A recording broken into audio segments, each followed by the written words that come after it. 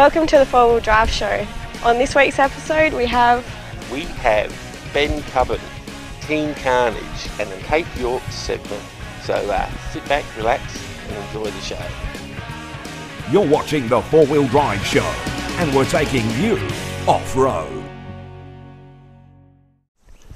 We're here up at Yanchep National Park, guys. Now this place is only 50 k's out of Perth and it's a great place just to bring your kids or your family for the day or for a couple of days. This place, it has free barbecue facilities. It's got a lovely little cafe, it's got a 9-hole golf course, you've got wildlife around you, you've got kangaroos, you've got lovely koalas here, you've got great walk trails, but best of all, we have a pub just down there. We have a pub, that's it, Shelley likes the pub. But anyway guys, coming up next, we're taking you off to Bencubbin to see some off-road racing. Let's go to the pub. Okay. Welcome along to round 3 of the Western Australian Off-Road Championship. We're out here at Bencubbin, which is about 300 k's northeast of Perth, and there's 60 entries in this race, so it should be a good race, so sit back and enjoy the show.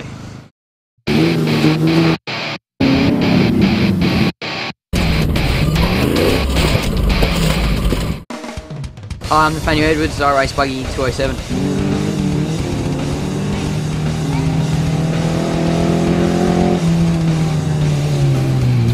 My name's Terry Selleck. We run a Nissan Pathfinder.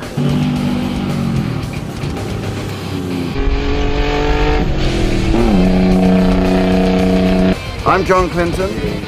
We're in class 8. It's number 819. It's a Nissan Patrol.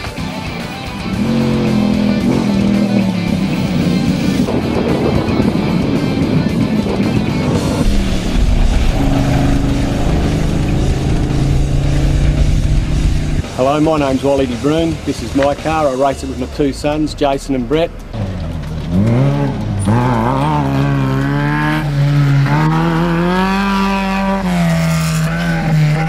Hi, my name's Jeremy Lear, commonly known as Fez. This is my car, it's a Hunter Rivmaster running in Super 1650.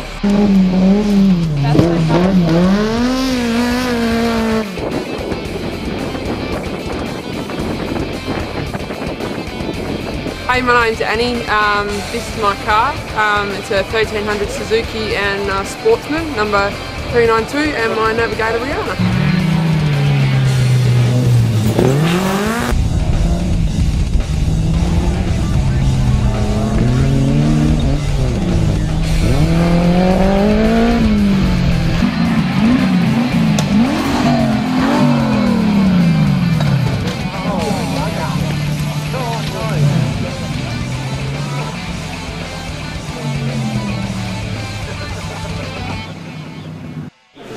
I'm here with Harley and Ken. Now Harley was 2nd place outright and Ken was 1st place outright.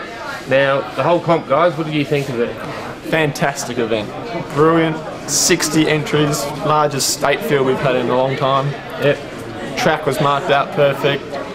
Event went perfectly. A couple of little mishaps here and there, but very good. Enjoyed myself immensely. Enjoyed yourself. First time at Bencubbin or? No, I've been here a couple of times before. Yep. Loved it so much, had to come back and race here again. Yeah. And what about yourself?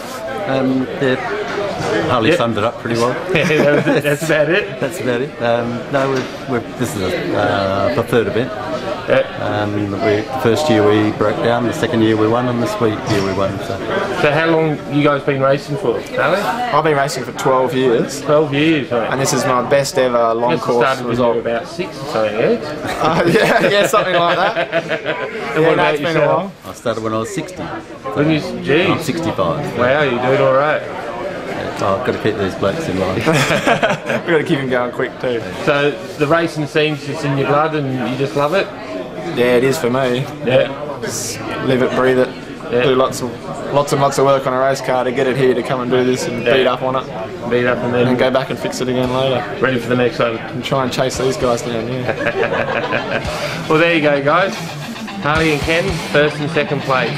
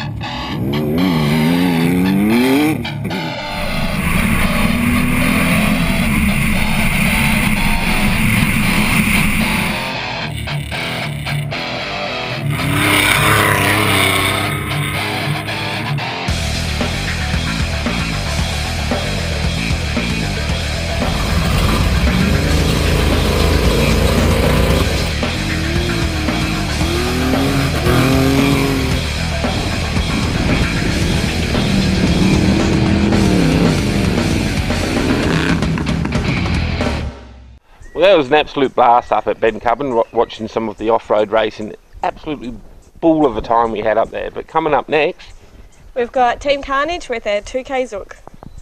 Let's go watch. Hey guys, welcome back to the Team Carnage garage. This week we're going to bend the roll cage. We've been kindly donated the use of this bender from Perella Steel Fabrication. It's going to make our job a lot easier. And here's Anthony to talk about where the initial hoop of the roll cage is going. Okay guys, what we've got is the finished rock sliders. They're finished both sides now. We had Paul in the vehicle to take a measurement. We set him in the seat. We took an overall measurement at the top of his head where the hoop will finish, all clearances. We've made the marks on the rock sliders to remind us of what we're doing, and then I suppose we'll get into the bending. Okay guys, we've bent our roll bar up at a 40 MB. We've taken it in place on our previously marked reference points on the rock sliders. We've recycled some scrub bars which came with the Suzuki, which is in keeping with our $2,000 theme. I've previously taken it in place just to demonstrate, but a little trick using a common dunny roll, or what I like to call a plop protractor or a dung gauge, and it quite simply works like this. I'll demonstrate it. Goes around the goes around the tube, cut the reference points, and you've got your angle. Now I'll just tack it in place and we'll weld it in at a later date.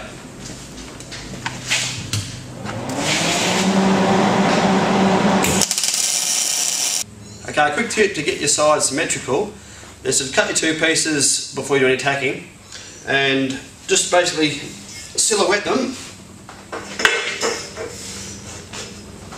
We did this one first and we've replicated it on this larger piece, and then we have perfect alignment.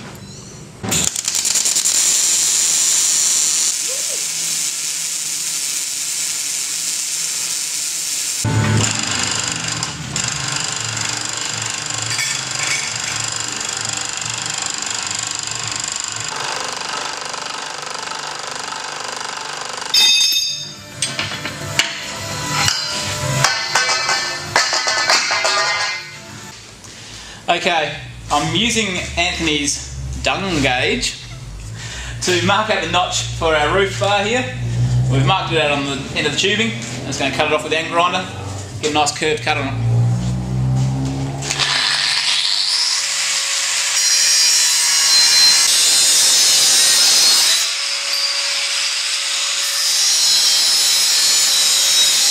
Now you can see by doing two straight cuts with the grinder at that angle and that angle, the actual curve of the tube actually forms the semicircle shape that you need to notch into the tubing. So basically that should fit pretty neatly into there like that. Give us a nice strong weld. Okay, we've gone ahead and put the main bar work on the vehicle, front hoop and the main cage. We have a jigsaw puzzle here of remaining parts to go in, and this will give the vehicle its strength and its shape, and I'll go ahead and tack in just in position for now and weld it all in later.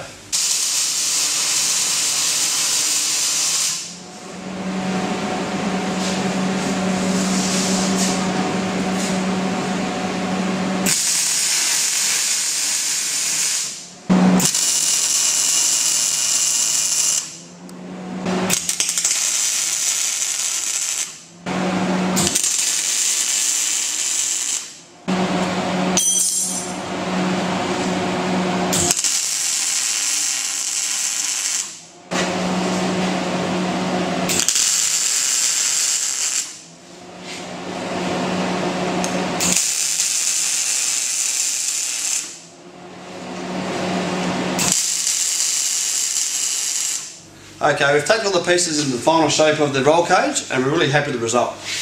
And thank you Anthony for all your hard work over the last couple of days. Not a problem. All we've got left to do on the cage is a couple of roof bars, some gussets and some finish welding, and she'll be sweet. And we'll see you guys next time. Well, that build's looking pretty good, and up next we've got Macca's trip to Cape York. This is the famous Gunshot Creek. It's one of the harder lines this trip carrier's taken. He's actually a West Australian that we ran into along the track, which was pretty cool. And as you see, it's a nice bit of an entry. And yeah, it was good to watch, very good to watch. Yeah, we had a look at the other entrances in here, but we really want to make sure that we make it back to Perth. So we nixed that idea, so we took the chicken track. We did watch a couple of guys earlier from Western Australia go through one of the harder tracks here, and we should have some of that footage with everything else that comes with our Cape York trip. But anyway, we're going to move up a bit further, maybe see which next creek, or we may even stay here. It's actually not a bad little water hole. Anyway, we'll move on.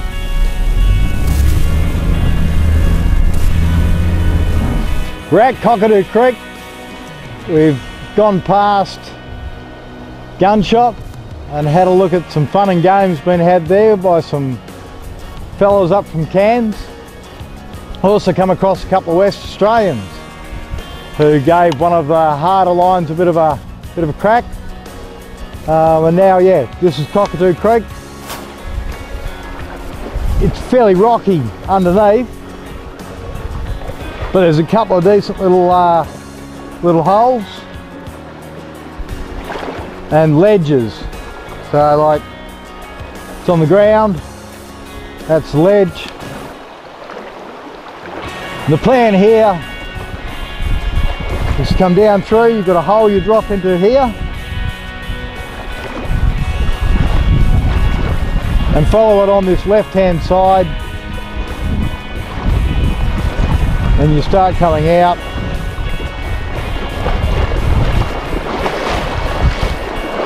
It'll jump up and you drop down. Up here is a bit shallower, but stay about here. Now there's a hard piece just here, so I'm presuming underneath all this there's a bit of hard stuff. There's a bit of a hole here, but nothing too severe, so we're going to have a crack at this tomorrow. At the moment we're parked up just there, which isn't a bad little hidey hole, and we're going to go for a bit of a wander around, and with the light as it's going, it is 5 o'clock, and yeah, try and get a couple of decent photos. And what an awesome spot.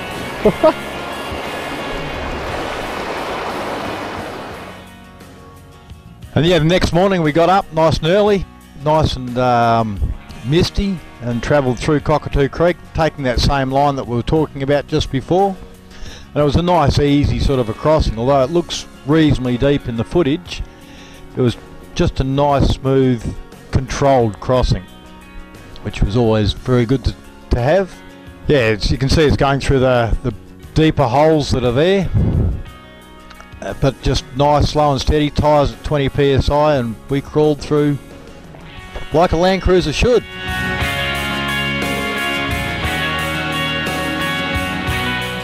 There's a lot of water in a lot of the crossings, like that one we just showed was a nice little crossing.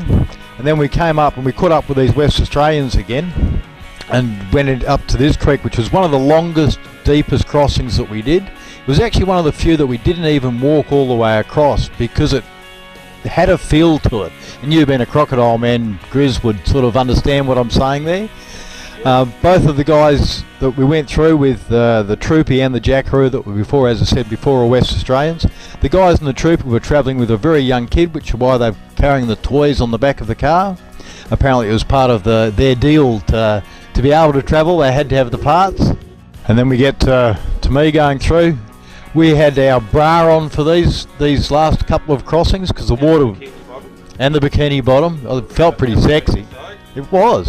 See, there I am, all set up. And then we get to Nolan's, where we walked it, we looked at it, we decided on an angle of attack, and Ty didn't quite do it. He floated and got very soggy. That's it, the USS Ranger. And as you'll see, this particular time we didn't have someone ready to go on the other side to recover Ty, which is one of the reasons why his car did get so full of water. But he was pretty sure that he was going to get through, and obviously he didn't. You can see the high water mark inside the car, and it took him about 4 or 5 days to really dry the car out. He ripped all the seats out, sprayed it with CRC. Then after he went through, these guys came through, the guy with his troopy. Now this thing had a rear locker from memory and 33-inch mud tyres. And as we can see here, he didn't quite make it. But we were set up a little bit better. The guy with the hat is just someone that was sitting there watching us, and he helped us with straps and stuff so that people weren't waiting. Then the guy with his supercharged jackaroo came through, and he didn't get all that far either. And then I had a go, and I don't have lockers, I don't have mud tyres, but I took a different line, and I got all the way through.